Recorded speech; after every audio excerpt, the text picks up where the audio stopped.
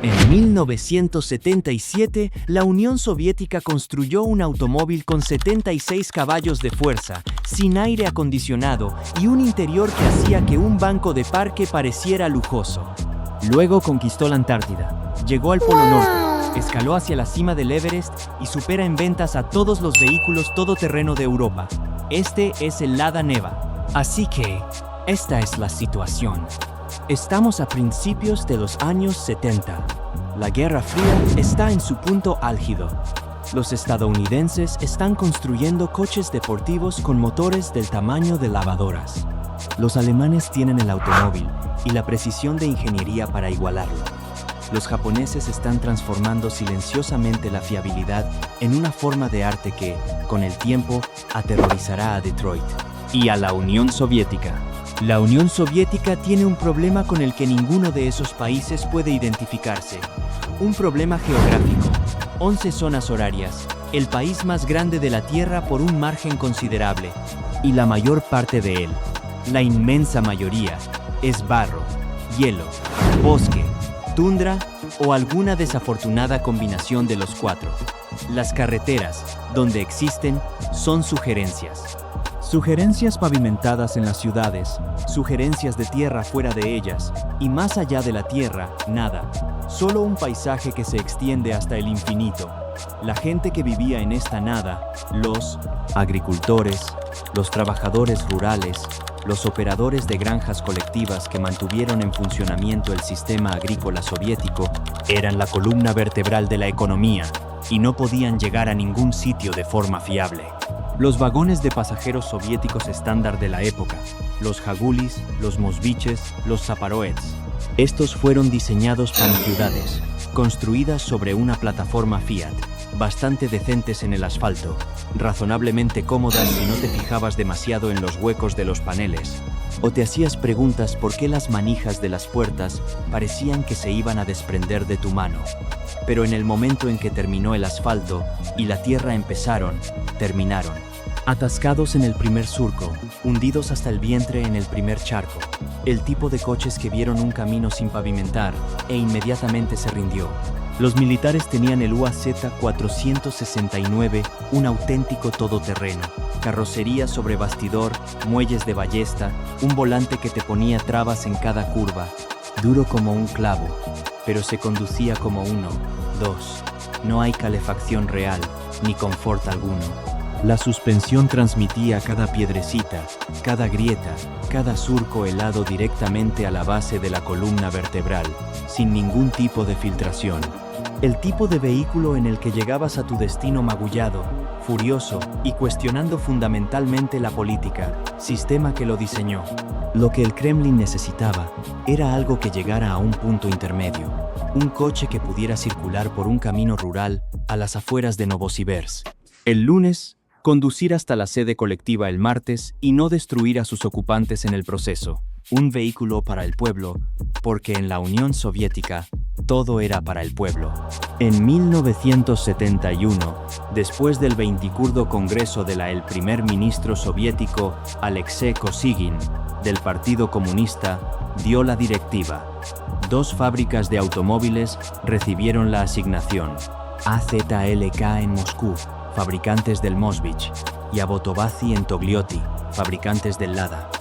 El encargo era específico: construir un vehículo todoterreno civilizado, hacerlo asequible, hacerlo lo suficientemente resistente para las peores carreteras del país, que sea lo suficientemente simple como para que un agricultor pueda arreglarlo él mismo, y el requisito que te lo dice todo sobre dónde operaría este automóvil, hacerlo lo suficientemente ligero como para que un caballo pudiera sacarlo de una zanja si fuera necesario. Eso fue, en realidad, en las especificaciones. Un coche diseñado bajo la premisa de que tu vehículo de rescate podría ser un animal de granja. Ahora bien, hay un detalle sobre el origen de este proyecto que solo podría ocurrir en la Unión Soviética. Kosygin no estaba visitando la fábrica de Avdas para discutir futuros programas de vehículos. Estaba allí para investigar la desaparición de millones de rublos, una investigación por corrupción, negocios rutinarios en la economía planificada, Mientras recorría la planta de la fábrica entre interrogatorios, mencionó de pasada a los diseñadores que el país necesitaba desesperadamente un coche adecuado para las zonas rurales. Ese comentario casual hecho durante una investigación de fraude desencadenó uno de los más importantes programas automotrices en la historia soviética. Un político hace un comentario mientras investiga dinero desaparecido y una fábrica entera se adapta para crear algo que, en última instancia, perdurará más que el propio país. Así es la planificación soviética. Ambas fábricas se pusieron a trabajar. Alk desarrolló el Moskvich 416. Era funcional, adecuado, el equivalente automovilístico de un formulario burocrático correctamente cumplimentado. A nadie le entusiasmó. Abbotobaz, por otro lado, adoptó un enfoque fundamentalmente diferente. Y aquí es donde las cosas se ponen realmente interesantes. El equipo Abad estuvo liderado inicialmente por Vladimir Solov, el diseñador jefe del Facto, quien había supervisado la transformación del Fiat 124 en el Jiguli soviético. Entendía de fabricación. Entendía lo que se podía obtener del banco de piezas existente. Proporcionar. En abril de 1972, un joven ingeniero de chasis llamado Peter Prusov fue nombrado diseñador principal del todoterreno. Proyecto. Prusov tenía 30 años. Nació en el pueblo de Subki, en la región de Vetk, de lo que entonces era la RSS rusa de Baylor, el quinto y más joven hijo de una familia de agricultores. Su padre, Mikhail, era capataz de una granja colectiva que había servido en 3 guerras y poseía la Orden de la Estrella Roja. Su madre, Olga, era una trabajadora de una granja colectiva que ganó la condecorado con la insignia de honor y 2 medallas de bronce en la exposición de logros económicos que reflejan la herencia soviética de la clase trabajadora en toda su trabajados. Extensión. Prusov se graduó con honores del Instituto Zaporozhia de Construcción de Maquinaria y se unió a Avtovisi en 1970. 2 años después, a los 30 años, lo pusieron al frente del programa de desarrollo de automóviles nuevos, más ambicioso que la fábrica había intentado jamás. Era metódico, era intensamente terco, y tenía una convicción ingenieril que nadie más en la industria automotriz mundial estaba dispuesto a respaldar con dinero para la producción. Verá, todos los vehículos todoterreno existentes en ese momento, todos los 4x4 de producción en el planeta, utilizaban carrocería sobre bastidor. Construcción. Un chasis de escalera de acero separado debajo, con una carrocería separada atornillada encima. Así es como Land Rover construyó los vehículos de la serie. Así es como Jeep construyó el CJ5. Así es como Toyota construyó el Land Cruiser FJ40. Así es como la fábrica soviética UAZ construyó el suyo. Camiones militares. Esto no era una preferencia. Era una ortodoxia. Una sabiduría recibida transmitida desde el principio. Vehículos que alguna vez hayan salido de carreteras pavimentadas. Si quieres capacidad todoterreno, construyes sobre un chasis. Punto final. Sin discusión.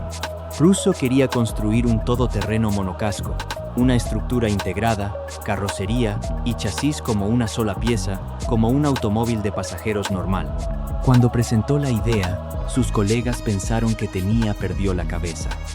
Una estructura monocasco no podría soportar la tensión torsional de la conducción todoterreno. Se doblaría, se agrietaría en las juntas. Fallaría catastróficamente la primera vez que chocara contra un obstáculo serio. Se trataba de una idea consolidada, respaldada por décadas de experiencia en ingeniería a nivel mundial. Prusov lo rechazó. Su argumento era elegante por su sencillez.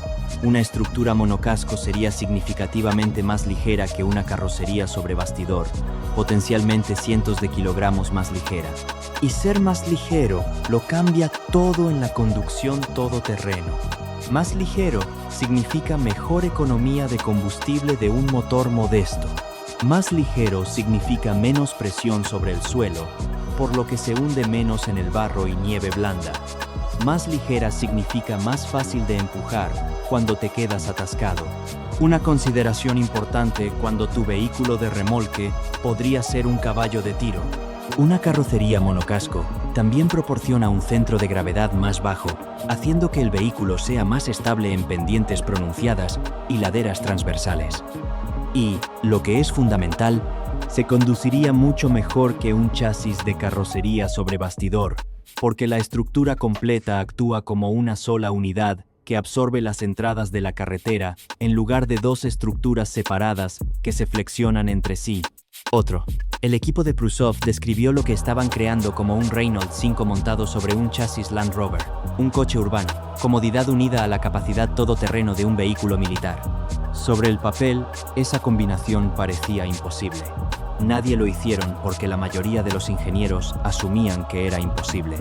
El primer prototipo apareció en la primavera de 1972. Lo apodaron el cocodrilo. El cocodrilo se ganó el nombre a pulso. La cosa era indescriptiblemente fea. Un cuerpo acampanado de la forma más tosca posible sentado sobre un tren de pruebas que parecía como algo ensamblado con piezas sueltas durante una pausa para el almuerzo muy larga. Pero la estética no era lo importante. El objetivo era demostrar que una carrocería monocasco podía soportar las exigencias de la conducción todoterreno. Y el proyecto se desarrolló bajo condiciones tan intensas secreto que los vehículos de prueba llevaban insignias falsas de una empresa completamente ficticia llamada Formica, que significa hormiga. Si los curiosos transeúntes preguntaron qué se estaba probando, los ingenieros tenían una coartada ensayada. Desarrollo automotriz soviético aparentemente requería la seguridad operativa de un programa de inteligencia encubierto. El secreto no era paranoia por sí mismo. Aboto Basi estaba en una competencia directa con AZK. El Kremlin solo aprobaría un diseño para la producción en masa. Perder significaba años de trabajo de ingeniería simplemente borrados. Lo que estaba en juego no podría haber sido más importante para la fábrica. Durante las pruebas intensivas realizadas entre 1973 y 1974, el prototipo Neva subía una pendiente del 58%, una inclinación tan pronunciada que la mayoría de la gente no podía subirla sin usar las manos. Cruzaba 60 centímetros de agua estancada sin dudarlo, atravesó 1 metro entero de lodo y nieve, y lo hizo todo. Esto, a la vez que proporcionaba una experiencia de conducción incomparablemente mejor que la de cualquier vehículo todoterreno existente del ejército, podría ofrecer. El AZLK Moskvich 416 no estaba en la misma categoría. La competencia había terminado efectivamente. Luego, en 1975, Vladimir Solov falleció inesperadamente. Prusov, a los 33 años, asumió el control total del programa. El peso del futuro del Factor recayó directamente sobre él. Hombros. El prototipo final, terminado en 1976, estaba propulsado por el motor del Vazid. El modelo 21106 era la unidad más potente del catálogo de Abova en aquel momento. Conservaba el sistema de tracción integral permanente con un diferencial central bloqueable que había demostrado ser tan eficaz en las pruebas, y el diseñador Valery Samushkin había dado al coche su cara de producción. La silueta que millones llegarían a reconocer al instante. Cuadrado, compacto, funcional, casi entrañablemente hogareño, como una caja de zapatos que pudiera escalar montañas y cruzar ríos. El técnico del gobierno, la comisión evaluó ambas propuestas de fábrica, una al lado de la otra. Atobás ganó. No estuvo reñido. La producción fue formalmente aprobado tras el 2015 Congreso del PCUS. Y el 5 de abril de 1977, el primer latino Neva salió de la línea de montaje de la planta automovilística Volga en Togliatti. Sobre ese nombre, Neva, la palabra rusa significa campo de cultivo, un nombre que encaja perfectamente con un coche diseñado para llegar a zonas agrícolas, trabajadores. Pero el propio Prusov contó una historia diferente en entrevistas. Dijo que Neva era en realidad un acrónimo formado de las iniciales de los hijos del diseñador jefe. N por su hija Natalia, I por su hija Arena, V por Vadim, hijo de Solov, A de Andrei, hijo de Solov. El hombre que concibió el proyecto y el hombre que le dio vida quedaron conectados para siempre a través de los nombres de sus hijos en la insignia del auto que construyeron juntos. No te puedes inventar un detalle como ese. Nota rápida. Si te está gustando, suscríbete. Hablamos de esto todas las semanas. Muy bien, entremos en materia de ingeniería. Las especificaciones básicas suenan modestas. 76 caballos de fuerza de un motor de 1.6 litros con árbol de levas en cabeza, motor de 4 cilindros en línea. Velocidad máxima de aproximadamente 130 km por hora, que es aproximadamente 81 millas por hora con toda la potencia del auto. Aceleración de 0 a 60, genuinamente irrelevante. Para eso no se construyó este coche. Lo que importaba era el sistema de transmisión. Y aquí es donde el Neva se diferenció de todos sus competidores en la Tierra. Tracción integral permanente, no parcial, no seleccionable manualmente, permanente. Las 4 ruedas reciben potencia todo el tiempo a través de 3 diferenciales, delantero, central y trasera. La caja de transferencia ofrecía una palanca selectora de rango alto y bajo y una palanca separada para bloquear la diferencial central. La mayoría de los 4x4 de la época utilizaban sistemas de tiempo parcial. Conducías en tracción trasera en pavimento y cuando la carretera se deterioraba, usted detenía el automóvil, salí del vehículo, bloqueé manualmente los cubos delanteros y luego activé la tracción a las 4 ruedas. El sistema Neva eliminó todo eso. Podrías estar circulando por una autopista a 80 y meterte de lleno en un lodazal hasta los ejes sin tocar nada más que la palanca de la caja de transferencia. En la Unión Soviética, donde las carreteras pavimentadas terminaban sin previo aviso y el terreno más allá podía engullir por completo un vehículo más pequeño, este no era un lujo. Era la característica principal. La suspensión era igualmente radical para su clase. Delantera independiente, suspensión con muelles helicoidales, un eje trasero rígido de 5 brazos que también se apoya sobre muelles helicoidales. Todos los demás vehículos todoterreno de este segmento de mercado utilizaban ballestas. Los resortes de ballestas son excelentes para cargas pesadas y baratos de fabricar. También transmiten cada imperfección de la carretera directamente a los ocupantes con la sutileza de un poste telefónico. La configuración de muelles helicoidales del NEA proporcionó una calidad de marcha genuinamente más cercana a la de un sedán de pasajeros que a un implemento agrícola.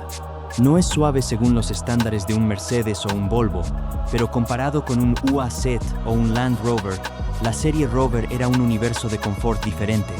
La distancia al suelo medía 235 milímetros, aproximadamente 9 1/4 pulgadas.